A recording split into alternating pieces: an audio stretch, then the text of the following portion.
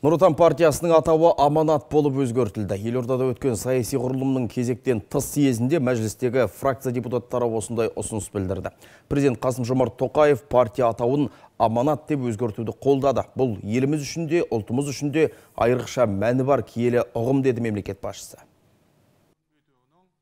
Саяси ұйым шын мәнінде аманатты арқалап халық мүддесі үшін жұмыс істеуі тиіс. Президент популизммен айналыспау керегін қатаң ескертті. Үкімет мүшелері мен депутаттардың шынайы келбетін көрсететін рейтинг түзу керегін де айтты. Парламент ашық пікір айтылатын алаңға айналуы тиіс. Халыққа құрғақ уәделер қажет емес, халық нақты іс-әрекет күтіп отыр, деді Қасым-Жомарт Тоқаев. Сондай-ақ президент кезектен тыс 22-ші съездің дәл бүгін өтуі бекер емес деді. Мұның символдық мәні бар. 23 жыл бұрын дәл осы күні Нұр Отан партиясы құрылған еді. Енді 1 наурыз аманат болып қайтадан түлеп отыр, деді төраға.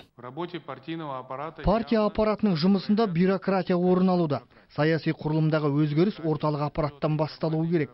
Қажетсіз түрлі форумдар мен іс-шараларды өткізу сайлаушылардың мұң-мұқтажын екінші орынға қойып отыр. Сондықтан орталық аппараттың филиалдарымен және бастауыш ұйымдармен қарым-қатынас орнату әдістерін қайта қарау қажет. Аймақтық филиалдар мен бастауыш ұйымдар халықпен өздері де жұмыс істей алады.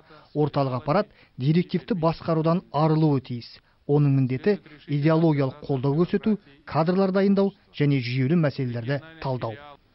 Қазір әлемдік ахуал жылдам өзгеріп жатыр, күрделі сын-қатерлер орын алуда. Жаңа Қазақстанды құру өте ауқымды міндет. Оны ойдағыдай жүзеге асыру үшін жаңа мақсат міндеттерімізді айқындап алуымыз қажет, деді мемлекет басшысы. Елімізде бір үлкен тарихи кезең болды деп айтуға болады. Алдымызға қойған көптеген міндеттер берілді. Енді жаңа Нұр Отан партиясы, аманат партиясы болады. Оған енді ол біздің ата-бабамыздан қалған, енді Абылай хан, Кенесары хандарды болғанда үлкен оқиғалар бізге аманат болып жерімізді тастап кетті. Аманатқа қиянат жүрмейді дегендей белсенді жұмыстар атқаруға Нұр Отан партиясының мүшелері, депутаттары, қоғамдық қабылдауы, депутаттық фракциясы жастармен өте тығыз жұмыс істеп, белсенді жұмыстар атқаруға